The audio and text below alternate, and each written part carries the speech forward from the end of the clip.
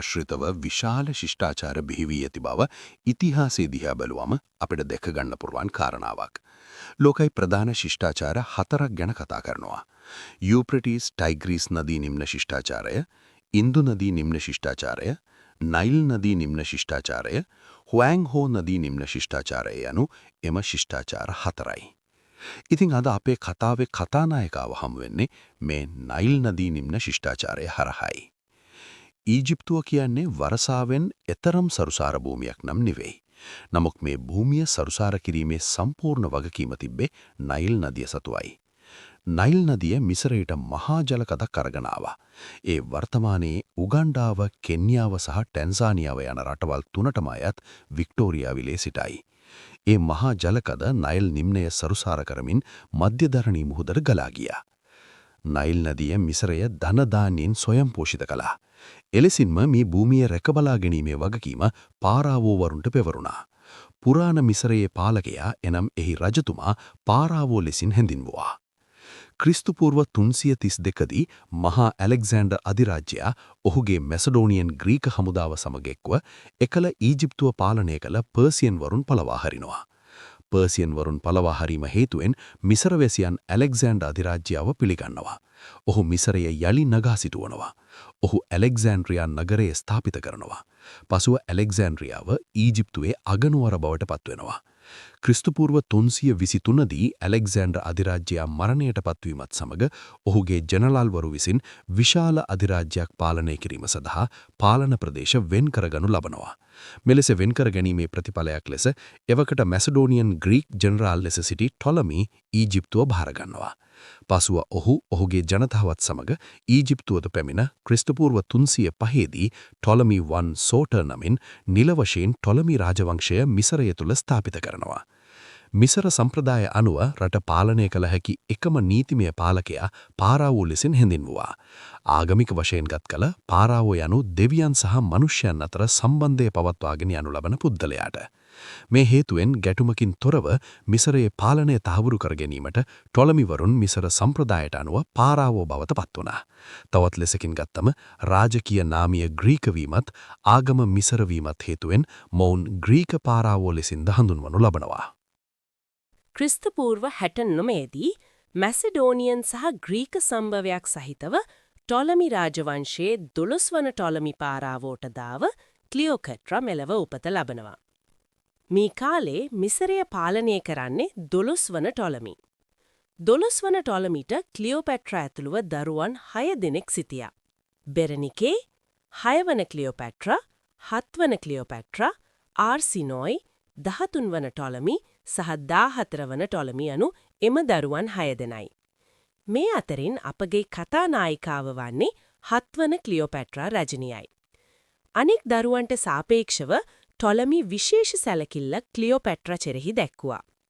ඇය අනෙක් දරුවන්ට වඩා කැපී පෙනුණා. දැනුම සෙවීමට ඇති කුතුහලය, හැසිරීම්, වාග් විලාසයන් පවා අනාගත රැජිනකගේ ලක්ෂණ මවාපෑවා. කුඩා කල පටන්ම ඇයගේ ප්‍රියතම ස්ථානය වූයේ ඇලෙක්සැන්ඩ්‍රියා පුස්තකාලය.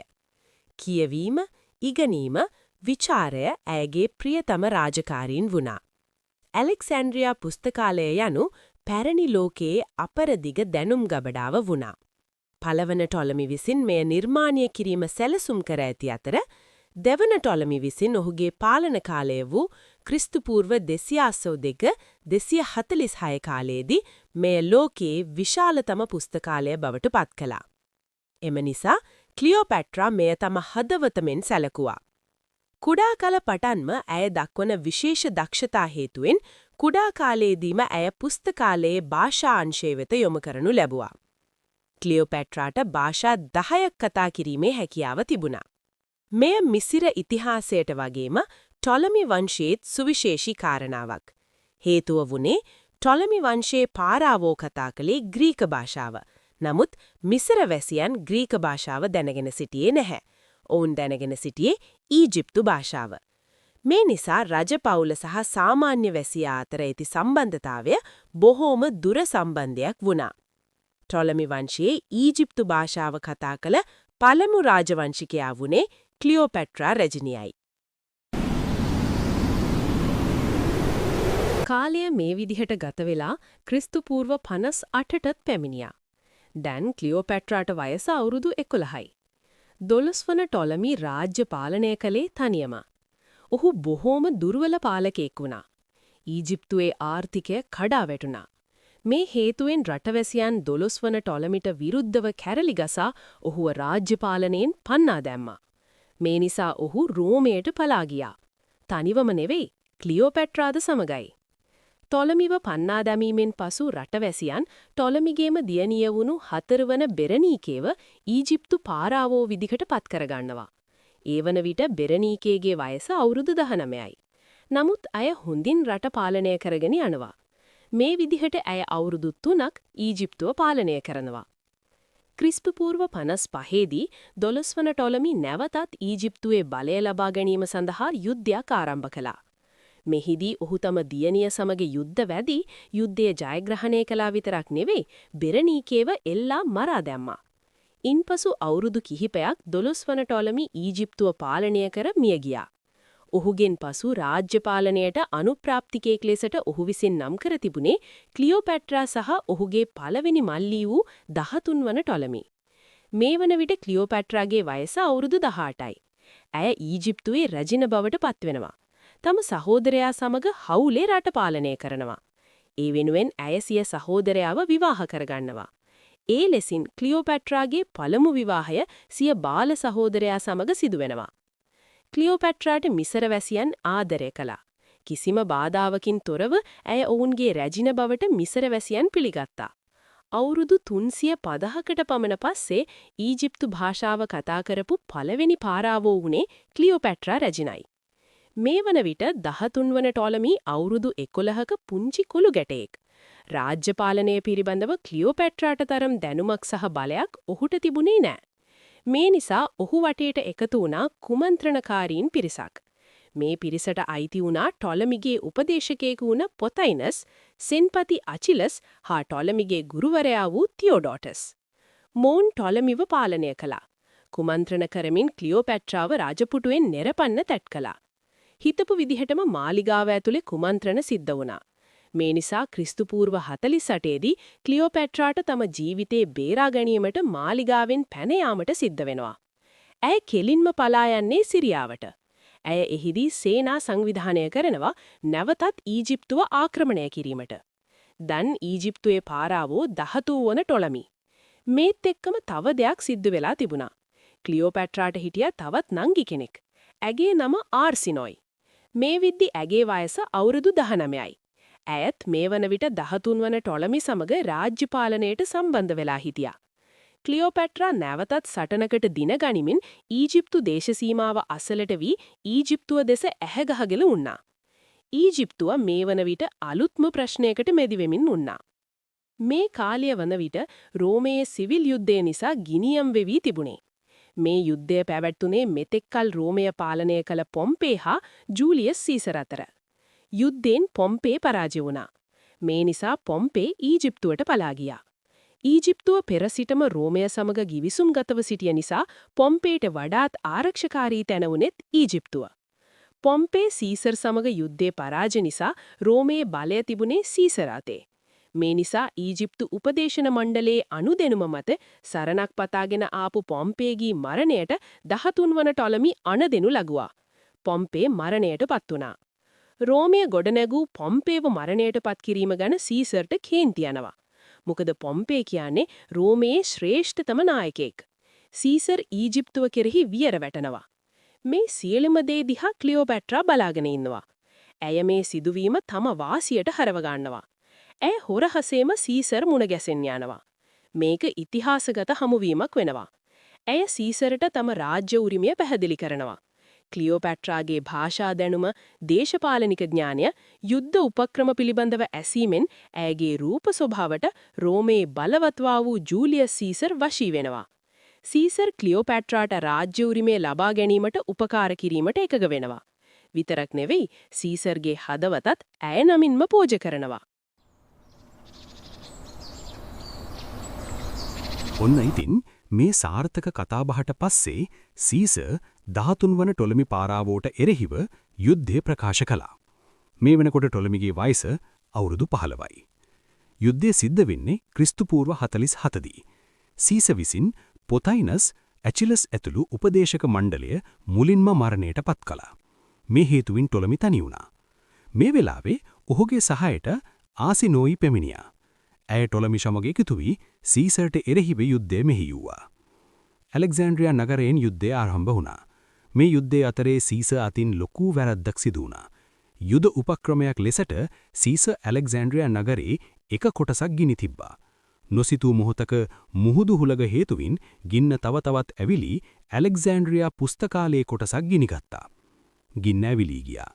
අපරදිග දැනුම් ගබඩාවෙන් විශාල කොටසක් විනාශයට පත් වුණා. ඒ විදිහට ක්ලියෝපැට්‍රාගේ අසීමිත ආදරයේ කොටසක් ගිනිගින දෙවුණා. ආසිනෝයි සහ ටොලමි යුද්ධයෙන් පෙරළුණා.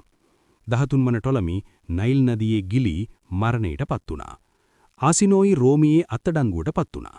ඇයගේ වයස සහ නිර්භීතකම වෙනුවෙන් ඇයව නොමරා පිටුවල් කරනු ලැබුවා. ඒ හේයින් ඇයව රෝමේ ආටිමිස් දේවස්ථානයේ රඳවා තැබුවා. යුද්ධය දැන් අවසන්. ක්ලියෝපැට්‍රා දෙවන වරටත් ඊජිප්තුවේ පාරාවෝවරිය ලෙසට පත් වුණා. ඒත් ඒකම ජූලියස් සීසර්ගේ ක්ලියෝපැට්‍රාගේ ආදරයත් දළු දෙම්මා. නමුත් මූන්ට විවාහ වීමට හැකියාවක් ලැබුණේ නැහැ. ඒකට හේතු කිහිපයක්ම තිබුණා. පළවෙනි හේතුව උනේ මේ වන විටත් සීස විවාහ වී සිටීම. රෝම නීතියට අනුව බහුවිවාහය වරදක් වුණා. මේ හේතුවෙන් සීසර්ට ක්ලියෝපැට්‍රා සමග විවාහ වීමට නීතියෙන් අවසර තිබුණේ නැහැ. අනිත් කාරණය නම් ක්ලියෝපැට්‍රා විදේශික රජිනක් වීම. මෙකල තිබූ සමාජ පන්ති සමග සසදන විට එවැනි විවාහයක් රෝමයේ අනිවාර්ය දේශපාලනික විරෝධයක්. මේ හේතු නිසා ඔවුන්ට විවාහ වීමට නොහැකි වුවත් සීසර් ක්ලියෝපැට්‍රාව දේශපාලනික වශයෙන් ආරක්ෂා කළා. සීසර්ට සහ ක්ලියෝපැට්‍රාට දාව සිසේරියන් නමින් පිරිමි දරුවෙක් ඉපදුනා. ඔහු ඊජිප්තුවේ උරුමකාරයා වුණා. සීසර්ගේ දරුවෙක් වුවත් ඔහුට රෝමයට කිසිදු අයිතිවාසිකමක් තිබුණේ නම් නැහැ. කාලය තවදුරටත් සුන්දර විදිහට ගලා ගියේ නැහැ. ක්ලියෝපැට්‍රා ඉදිරියට ඇයගේ ජීවිතයේ ලොකුම බාධාවන් ටික පැමිණෙමින් තිබුණා. රෝමයේ තුල සීසර්ගේ බලය අසීමිතව වැඩි වෙමින් තිබුණා. සෙනට් සභිකයන් තවදුරටත් එම බලය ඉවසා සිටියේ නැහැ. ඔවුන් කුමන්ත්‍රණය කළා සීසර් ඝාතනයට. සිතූ පරිදිම සෙනට් සභිකයන් කුමන්ත්‍රණය කර කිනිසි පහරවල් 23ක් සමගින් රෝමයේ මහා බලවතා ජූලියස් සීසර්ව ක්‍රිස්තුපූර්ව 48 මාර්තු 15 වන දින මරා දැමුවා. සීසර්ගේ මරණයෙන් පස්සේ ක්ලියෝපැට්‍රා අවුරුදු 3ක වයස ඇති තම දරුවා සමග නැවතත් ඊජිප්තුවට ගියා. සිසේරියන් සමග හවුලේ රට පාලනය කළා.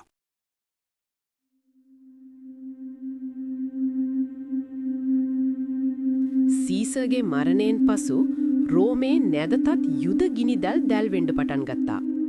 වැඩිකල් නොගොස්ම එම ඌෂ්ණය ක්ලියෝපැට්‍රාව සොයාගෙන එන්න පටන් ගත්තා. සීසර්ගේ අන්තිම කැමැති පත්‍රයේ රෝමයේ අනුප්‍රාප්තිකයා ලෙස නම් කර තිබුණේ ඔක්ටේවියන්. මේ වන විට ඔක්ටේවියන්ගේ වයස අවුරුදු 18යි. සෙනෙට් සභාව ඔක්ටේවියන්ව පිළිගත්තා. සීසර්ගේ ළඟම හිතවතා වූ මාක් ඇන්තනි ඔක්ටේවියන් සමග එකතු වී සීසර්ව මරපු පලිය ගන්න සැරසුණා. ඔවුන් දෙදෙනා අතර හවුලක් හැදුනා. මේ දෙදෙනාටම ලෙපිඩුස්ත එකතු වී සෙනට් සභිකයන්ගෙන් සීසර්ව මරපු පලිය අරගත්තා. මේ යුද්ධයෙන් පස්සේ මේ තුන් කට්ටුව රෝමය කොටස් වශයෙන් බෙදාගෙන පාලනය කරන්න පටන් ගත්තා. එහි ප්‍රතිඵලයක් විදිහට මාක් ඇන්තනි නැගෙනහිර රෝමය පාලනය කිරීමගේ බාරගත්තා.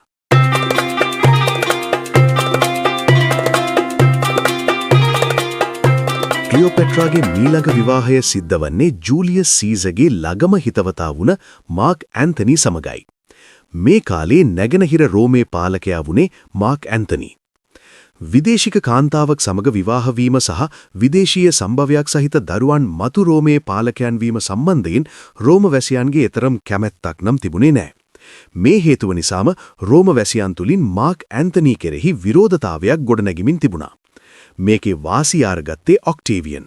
ඔහු රෝම ජනතාව තුළ මාක් ඇන්තනි කෙරෙහි විරෝධතාවයක් ඇති කිරීමේ අරමුණින් රෝම නීතියට හා සම්ප්‍රදායට මාක් ඇන්තනි අනුගත නොවී ඇති බව මෙන්ම තවදුරට ඔහු රෝමයට පක්ෂපාතී නොවන බව මහා ජනතාව ඉදිරියේ ප්‍රකාශ කළා. මේ හේතුවෙන් රෝම ජනතාව මාක් ඇන්තනිට විරුද්ධව යුද්ධ ප්‍රකාශ කරන්න පටන් ගත්තා. ඒත් සමගම ඔක්ටේවියන් මාක් ඇන්තනීටයි ක්ලියෝපෙට්‍රාටයි එරෙහිව යුද්ධ ප්‍රකාශ කළා. ක්ලියෝපෙට්‍රාගේ නාවික හමුදාව ඉතාමත් ශක්තිමත් හමුදාවක්. රෝමේට හිතාගන්න බැරි තරම් විශාල නාවික බලයක් ක්ලියෝපෙට්‍රා සතු වුණා. මේ කාලේ රෝමේට එතරම් ලොකු නාවික බලයක් තිබුණේ නැහැ. නමුත් රෝම හමුදාවී සේවය කළ මාකස් ඇග්‍රිප්පාගේ මෙහෙයවීම යටතේ රෝමේ නාවික බලඇණිය ක්‍රියාත්මක වුණා. මේ විදිහට ක්‍රිස්තුපූර්ව 31 සැප්තැම්බර් 2 වන දින ඇක්ටියුම් මුහුදු සටන ක්‍රියාත්මක වුණා. නොසිතූ ලෙස ආධුනික මාකස් ඇග්‍රිප්පාගේ නාවික බලඇණිය ඉදිරියේ ක්ලියෝපෙට්‍රාගේ විශාල නාවික බලඇණිය පරාජයට පත් වුණා. මේ විදිහට නාවික සටන විතරක් නෙවෙයි ගොඩබිම් සටනත් ඔක්ටේවියන් ජයගත්තා. ක්ලියෝපෙට්‍රා හා මාක් ඇන්තනී මෙම සටන පරාජයට පත් වුණා. මේ හේතුවෙන් මාක් ඇන්තනී සහ ක්ලියෝපෙට්‍රා ඊජිප්තුවට පලා ගියා. ඉන් වසරකට පසුව ඔක්ටේවියන් ඇලෙක්සැන්ඩ්‍රියාව ආක්‍රමණය සඳහා සූදානම් වුණා. ඇලෙක්සැන්ඩ්‍රියාව කියන්නේ ඊජිප්තුවේ අගනුවර. ක්‍රිස්තුපූර්ව 30 දී ඔක්ටේවියන් ඇලෙක්සැන්ඩ්‍රියාව ආක්‍රමණය කළා. මරණය තමාගේ අභියසටම පැමිණ ඇති බව ක්ලියෝපැට්‍රා තේරුම් ගත්තා. එය කිසිවිටකට පහසු ජයග්‍රහණයක් ඔක්ටේවියන්ට ලබා දීමට සූදානම් වුණේ නම් නෑ. එමෙන්ම රෝමේ වහලියක් ලෙස මිය යාමටද සූදානමක් නෑ. ඇය තමාගේ මරණය සැරසුම් කළා. වේදනාවකින් තොර මරණයක් වෙනුවෙන් සූදානම් වුණා. මේ වෙනුවෙන් සිරකරුවන් ලවා විවිධ සර්පවිෂ අධ්‍යයනය කරන්නට වුණා. මේ විදිහේ පරීක්ෂාවන්ගෙන් පස්සේ වේදනාවකින් තොර මරණයක් ලබා දී හැකි කාන්තාර නාගයෙකු ඇය විසින් ඇගේ ඝාතකයා ලෙස තෝරාගනු ලැබුවා. ක්ලියෝපැට්‍රා තම විශ්වාසවන්තම සේවිකාවන් දෙදෙනා වූ චාමියන් හා අයිරස් සමග ඊජිප්තු මාලිගයේ තනි වුණා. ඇය මාක් ඇන්තනීට පණිවිඩයක් යැව්වා. ඇය සිය අවසන් ගමන් ගිය බව. නමුත් ඒ කතාව බොරුවක්. ඒ වන විටත් ක්ලියෝපැට්‍රා ජීවතුන් අතර සිටියා. ආරංචිය ලැබුණු මොහොතේ මාක් ඇන්තනී තම ජීවිතය නැති කර ගැනීමේ අරමුණින් කිරිච්චියෙන් ඇනගත්තා. ඒත් ඔහු මිය යන මොහොතේ දැනගන්නවා ක්ලියෝපැට්‍රා මිය ගියේ නැති බව. මේ මොහොතේ මරණීය තුවාල ලැබපු තම ස්වාමියා තමා ළඟට රැගෙන එන ලෙස ඇය අණ කරනවා. මරණීය තුවාල ලැබපු මාක් ඇන්තනී අවසානයේ ක්ලියෝපැට්‍රා ළඟට පැමිණෙනවා. අවසානයේ ඔහු සිය බිරිඳ තුරුලේදී මිය යනවා. ඔක්ටේවියන් ඉක්මනින්ම ක්ලියෝපැට්‍රාව අල්ලාගත්තා. ඔහුට අවශ්‍ය වුණා ඇයව වහලියක් ලෙස රෝමයට රැගෙන යන්න. රෝම වීදී දිගේ ඇයව ඇවිද්දමින් මහජන ප්‍රදර්ශනය කරමින් මේ සතුට සමරන්න. ඉතින් ඇයව රෝමයට ගෙන යනකම් ඇය ඇගේම කුටියේ සිරකාරියක් ලෙස උන්නා. ඔහු නෑට අපහාස කළා, නින්දා කෙරුවා, වද හිංසා කළා. ඒත් තවමත් ඇය ශක්තිමත්. දින ටික ටික ගෙවුණා. ඒ ක්‍රිස්තුපූර්ව 30 අගෝස්තු 10 වෙනිදා. වෙනදාටත් වඩා කාලය හරි ඉක්මනින් ගෙවිගෙන යනවා. ක්ලියෝපැට්‍රා තම මාලිගාවේ සිරියහන් ගබඩාවේ රාජකීය සලුපිලිවලින් හා උටුණු පෙළද ප්‍රතාපවත් ඊජිප්තු පාරාවෝවරියක් ලෙසින් සැරසී සිටියා. ඇය අද රෝමේ සිරකරුවෙක් ලෙස රෝමයට යාමට නියමිතයි. වෙලාව පැමිණියා. ඇයව සිරකාරියක් ලෙසින් රෝමයට රැගෙන යාමට ඔක්ටේවියන්ගේ හමුදාව ඇයගේ කුටියට කඩා වැදුනා. ඉතිහාසයේ දක්ෂතම පාරාවෝවරිය මෙන්ම ඊජිප්තුවේ සුරූපිනිය සැලසුම් කළ ලෙසම ප්‍රතාපවත් පාරාවෝවරියක් ලෙසින් මතු රෝම අධිරාජ්‍යයාගේ සියලු බලාපොරොත්තු සුන් කරමින් ඇගේ යැහැලියන් වූ විශ්වාසවන්තම සේවිකාවන් දෙදෙනාද සමග රන් යහනාවක් මත රාජකීය ලීලාවින් සැලසී අවසන් ගමන් ගිහින් තිබුණා. මේ ලෙසින් ඉතිහාසයේ සිටි රූමත්ම රැජිනිය ලෝක බලවතුන් තමා ඉදිරියේ දනගෙස්සූ රූපශ්‍රියද සමග යුද්ධය, ආදරය, දැනුම, කුමන්ත්‍රණ, දේශපාලනය ආදී විවිධ බාධක අභියෝග සමග උරනුර ගැටමින් අවුරුදු 21ක් අසමසම පාරාවෝවරියක් ලෙස රජකම් කර වයස අවුරුදු 39 දී ඉතිහාසයේ නොමැකෙන නාමයක් සටහන් කරමින් ජීවිතයෙන් සමුගත්තා.